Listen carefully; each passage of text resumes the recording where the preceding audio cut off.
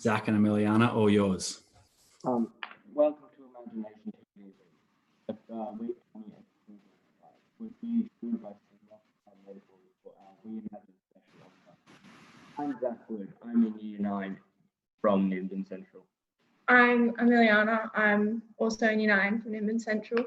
And what I imagine within the next 10 years to help us all create a fairer world and, move forward is like more Indigenous voices being heard. What I want to get out of hosting today is just fun experiences with friends and family. Now over to you, Jack. Awesome, you two. Nailed the start. How did that feel? You good? Yeah. All right. Yeah, we got going. All right, we're into it. Let's get going. We've had a huge, 6 months or so of doing this show. So we're going to have a bit of a break in about 3 or 4 days time and then come back on the 1st of October. But just to wrap on what's happened in the last 5 or 6 months of IMAGI-NATION TVs, we've had 95 episodes. We've had 395 kids come on as guests and give either presidential speeches. There was diary entries about being brave in the times of COVID-19. We've had 4 youngsters, one from Germany, one from India, and a couple from Australia who are in private schools, say that they want to be CEOs for good and raise money for kids who are getting mentoring on the other side. We've had 85 kids go into Chaos Classrooms, 55 kids as student hosts, including you two today, and 185 students as live audience members. And I think we have today in the live audience, Alia, Ruby, Elka, and Bob from Nimbin Central. Hi, how are you all going?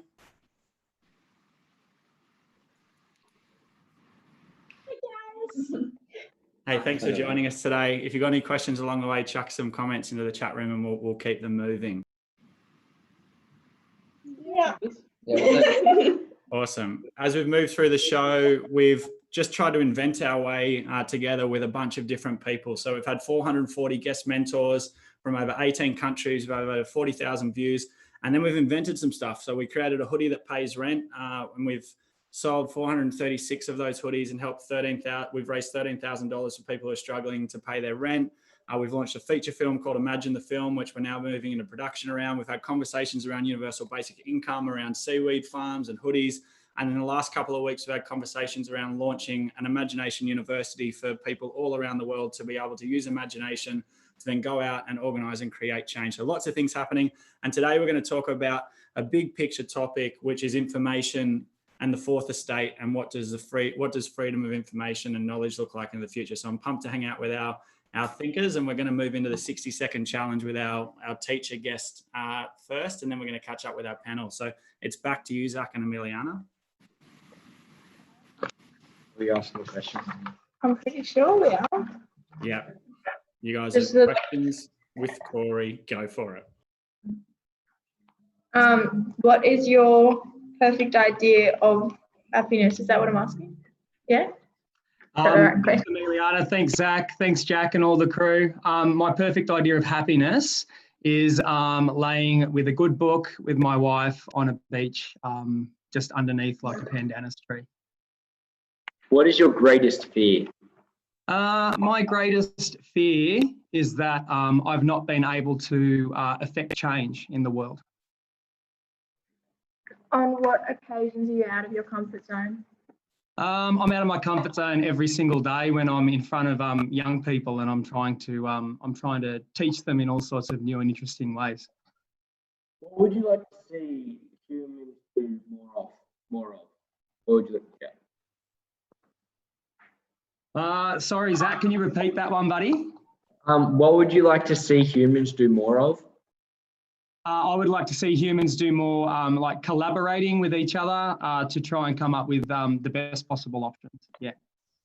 Awesome. Thank you, Corey, for being a part of the 60-second challenge. Well done, Zach and Emiliana. We're going to keep this show moving. We're in the middle of celebrating a campaign called We Imagine. It's our 10th year of creating a hoodie, and we're talking about the world we imagine in the next 10 years. So here's a quick video, and then we'll come back on the other side and catch up with our panel for a conversation on the fourth estate.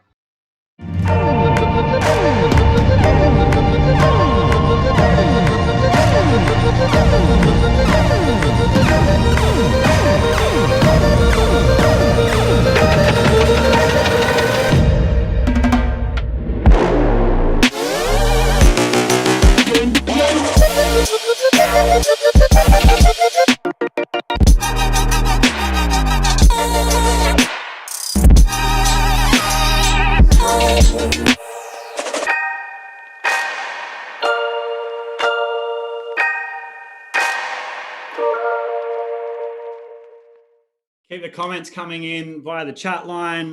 We've got lots of love kicking off already. Georgie said, Zach and Emiliana, love that intro. Cranbourne Secondary said, great to see this presentation. If you're from a school like Cranbourne Secondary or any school around the country, we've actually released a number of teaching lessons in partnership with Cool Australia for you to be able to take Imagination TV and take some of the segments in the show and then implement it into your lessons from year 3 all the way through to year 12. So if you look up Cool Australia and Imagination TV, you can download those lessons and put them into the classroom. Okay, we want to look at the future of the fourth estate. We want to look at information and where it's going to flow. And one of the things we're experimenting with is what does higher order thinking look like as we push for a pursuit of ideas. And today, joining us on the panel, we have a fantastic mixture of thinkers. And we're going to start with Avani. And Avani, tell us, what do you think the future of the fourth estate looks like, and give everyone a bit of a sense of what you do with your work. Hey, so my name's Avani. I'm the host of Hack on Triple J. So every day at 5:30, I sit in this studio actually and broadcast live to young people across the country. We talk about issues affecting people under 25 or so, and discuss some of the biggest news stories and how they affect young people's lives on a day-to-day. In terms of the fourth estate, I think it's been really interesting to see how it's shifted and how I guess we're thinking differently about information, even just in my career. Over the last few years, we've seen that change with, going from traditional forms of media, things like radio, TV, which we all watch, but transitioning more into things like social media and getting our information from places like that. We're being forced to answer a lot of questions about the reliability of that information that we get online.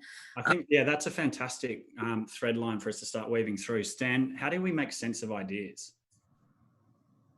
I think we live in a world now really that's at a bit of a hinge point. Our entire world is an idea. You know, what we see as a modern world is something that we have invented, we have thought up, these things that we take for granted.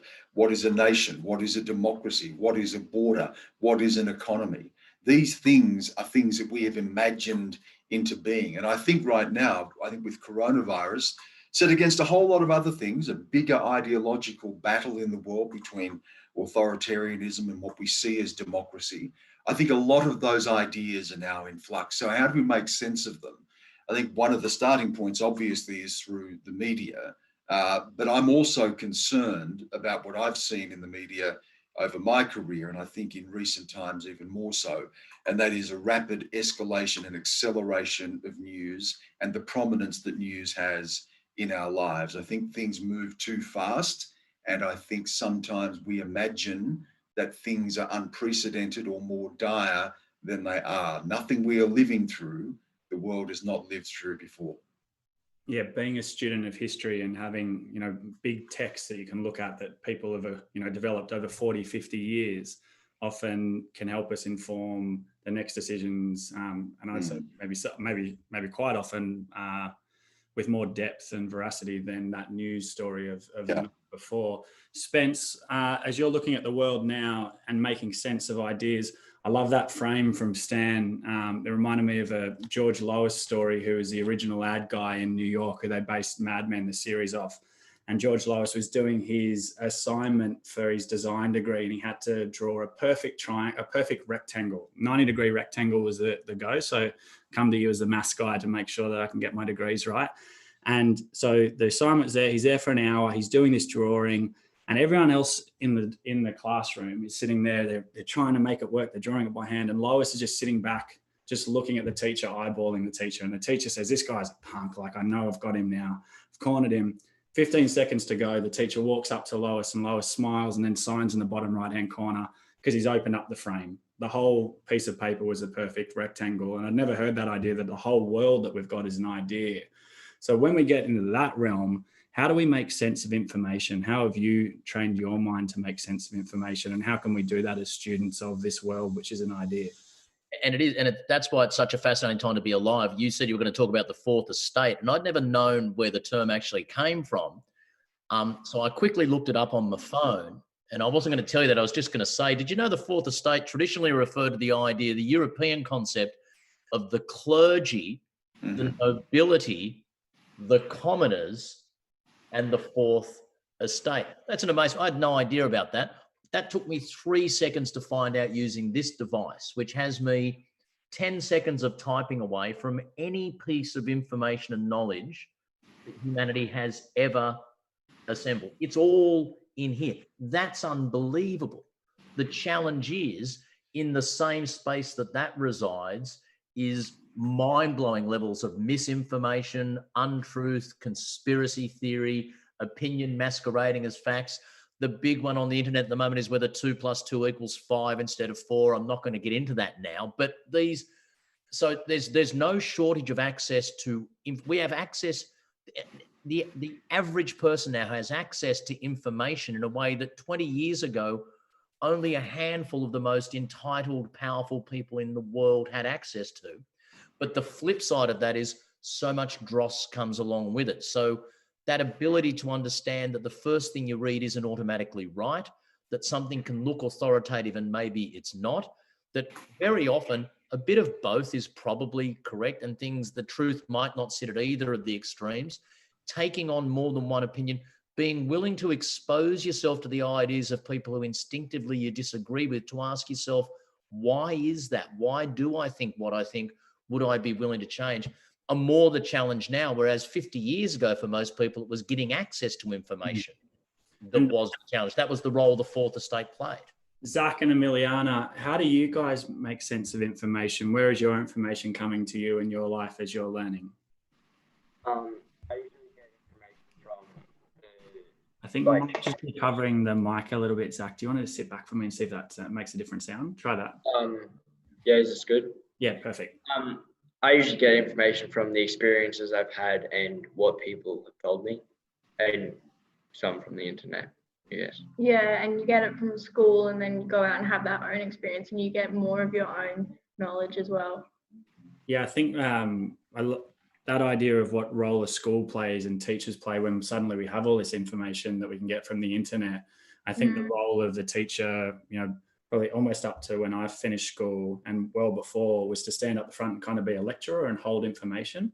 And now I think the teacher's role is to cross the line and stand with students and look out together and try and make sense of the world and ask good questions, because as Adam said, we're all kind of trying to make sense of this.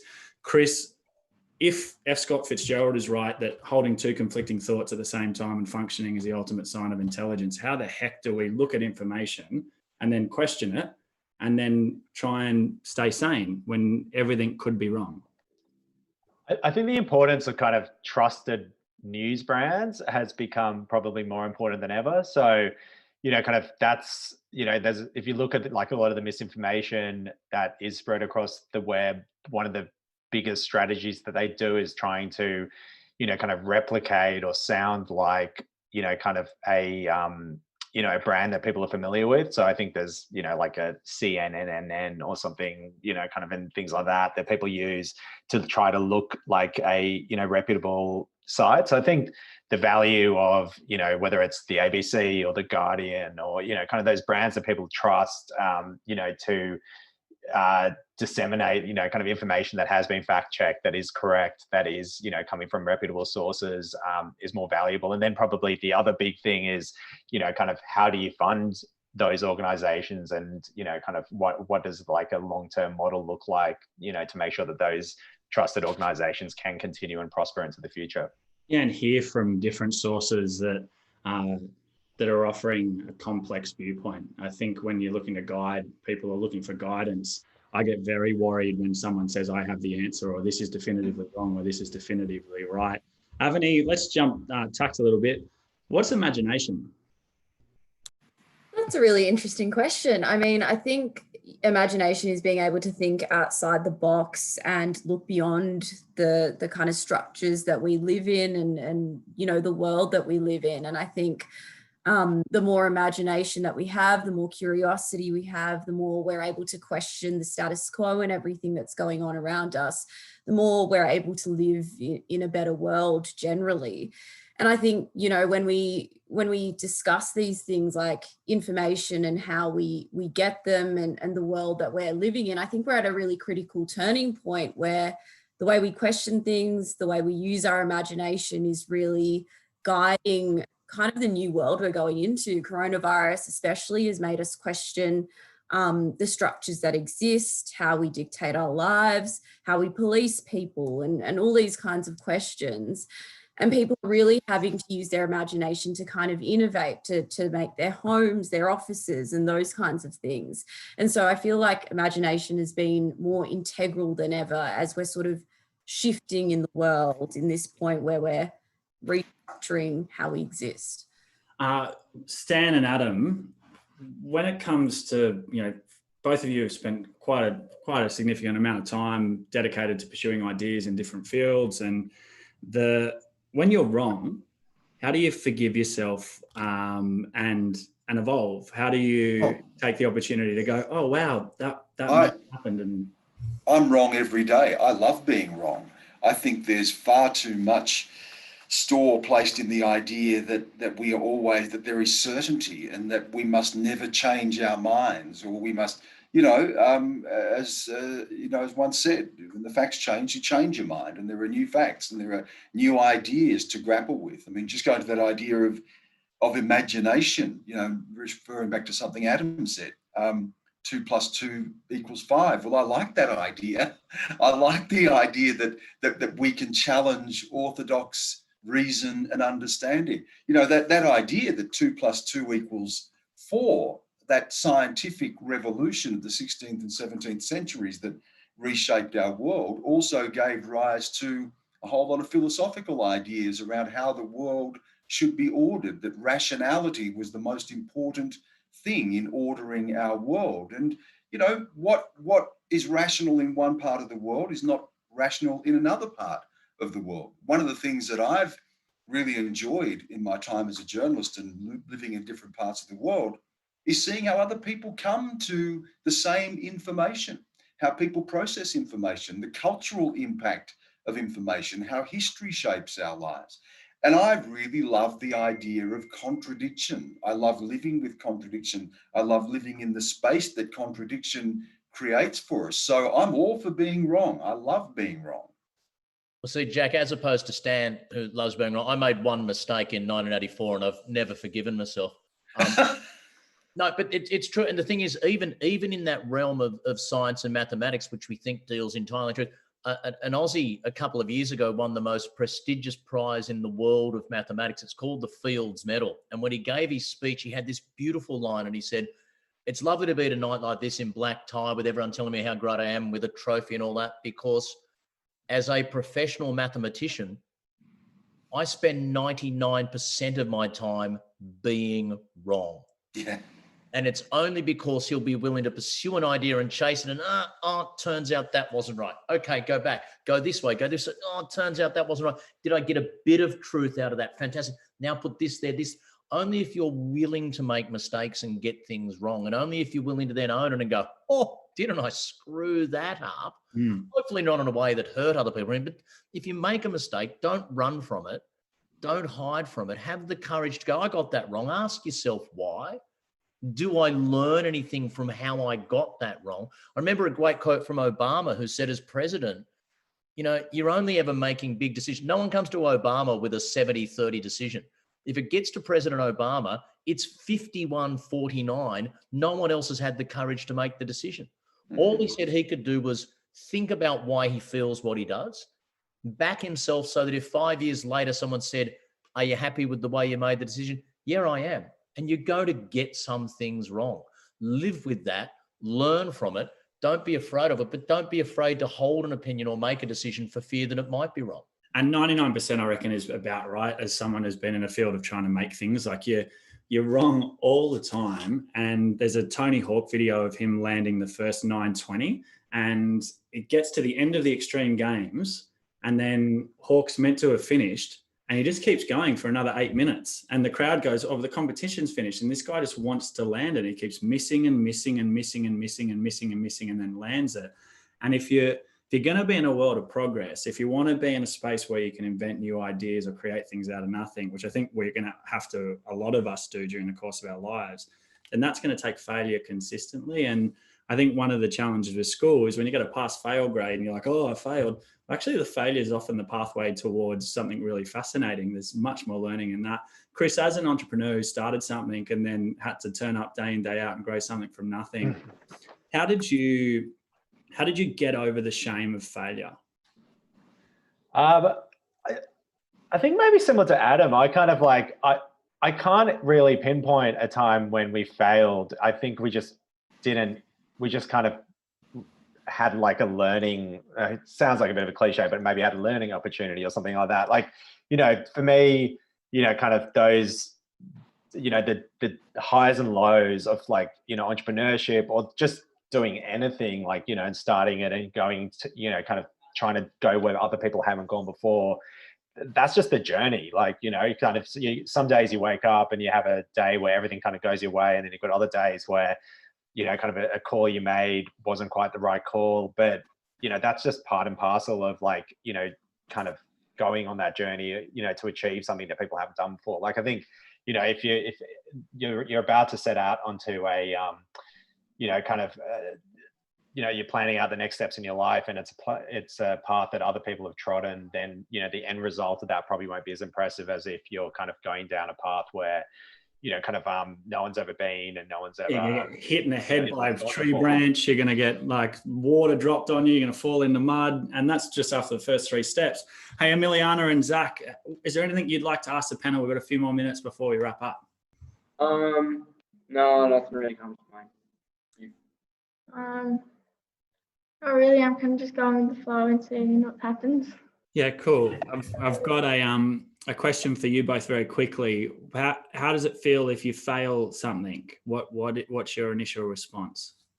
My first thought, if someone says I failed someone, is fact check them to check like they're right. And then if I have failed, then it's see how I failed and what went wrong. I remember that instinct response really quickly. I'll come in a second, Emiliana, when you get the mark back and you're like, no, the teacher's wrong. And then you've got to accept it at some point. Emiliana, how do you respond to failure? Sometimes it's like good to fail because you can go back and look at it and be like, oh, that's good, I won't do that again. And then you can redo it and get it right. And then you'll have more experience and you can help other people that are trying to do that as well and tell them how to not fail. But I think everyone should fail at something before they get it right.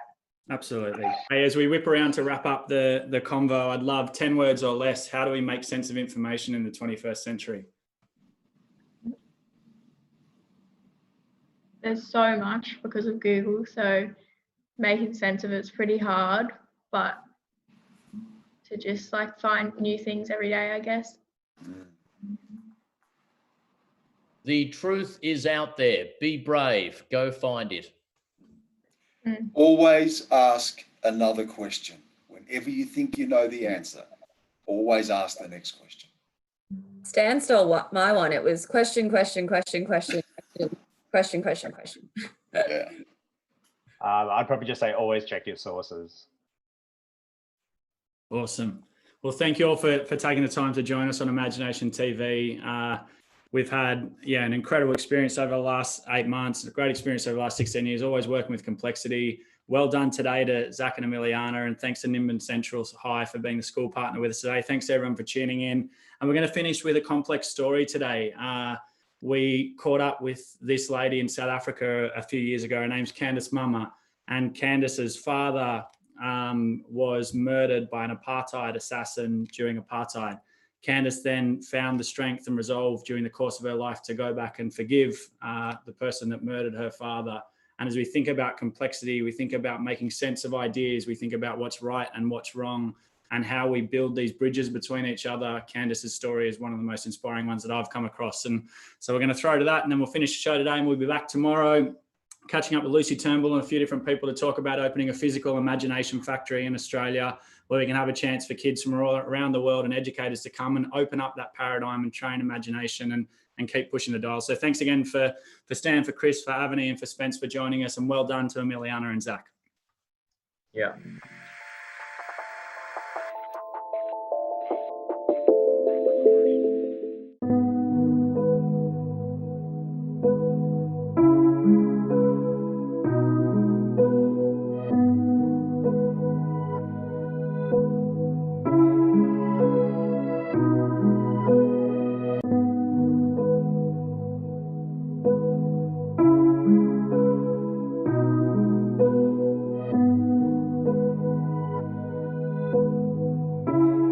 Candice, welcome to AIM TV. Can you tell us a little bit about your story and what's brought you here to AIM TV land? My story is a story of forgiveness, and it is my father, when I was 9 months old, was killed by an apartheid assassin by the name of Eugene de Kock. And of course, I grew up without a father, and it was very hard on me. But when I was 23, I decided to go meet Eugene in prison, and I forgave him. And I advocated for his parole, which he later got. I was very sickly and I was stressed out and I was miserable.